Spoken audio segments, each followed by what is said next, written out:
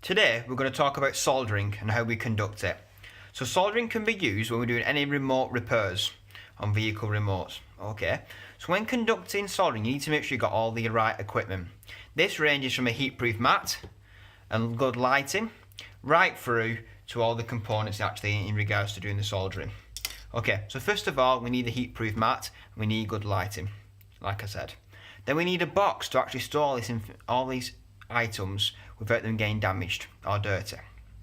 Okay, next it's good to have some kind of clamp to actually clamp the circuit boards to prevent them from moving as we're soldering, as this can cause a lot of hassle and also damage the circuit board. Next we need a soldering iron. This needs to be both a desolder tool and a soldering iron. Next we need brake cleaner or switch cleaner to clean the circuit board before and after, along with tissue. Next we need a magnifying glass to have a look at the circuit board before and after use. We need soldering wick to clean the pad after we remove the old button. We need soldering wire to put the new button on. We need solder mop to clean our soldering tool every time we use solder. We need flux cleaner to actually put on the pad before we apply any fresh solder, prevent it from oxidizing. And then we have our buttons, like so, to replace any faulty buttons. Most important than anything though, we need to make sure we have tweezers to keep our fingers away from any heat. Okay, so what we're going to do now is we're going to do a basic button replacement just to refresh your memory from the course. So first thing we're going to do is clean the circuit board up using brake cleaner.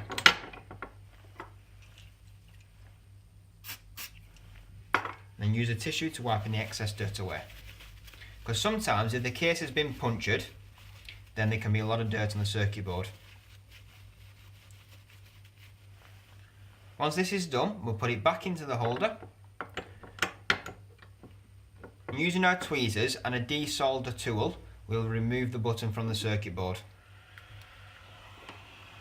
Trick is not to keep the heat directly on the buttons, waving it around to prevent any damage to the circuit board.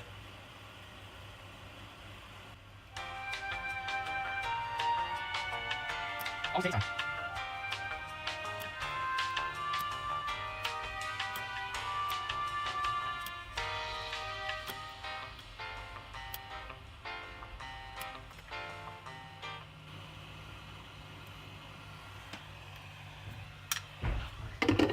Now it's been removed, he's going to use the soldering wick to clean all the old solder.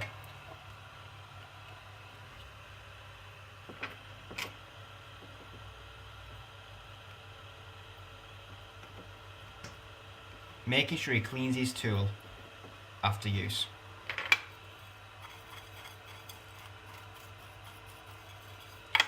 Now we'll apply flux on the pad where we're going to put the fresh solder to prevent the solder from oxidizing. Only needs a very small amount. That's it. Now we're going to apply the fresh solder. The trick is to soldering, always to apply the solder before the button to prevent any excess solder and a clean.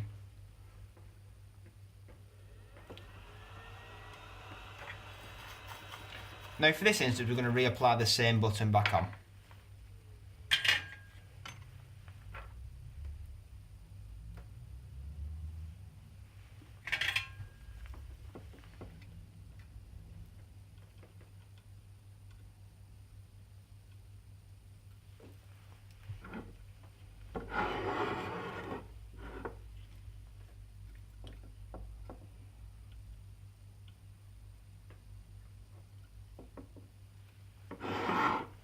Once connected and flat to the surface, you then reapply the brake cleaner or switch cleaner to clean up the circuit board.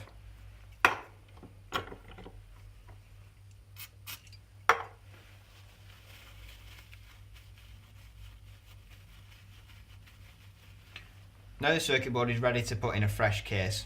Thank you.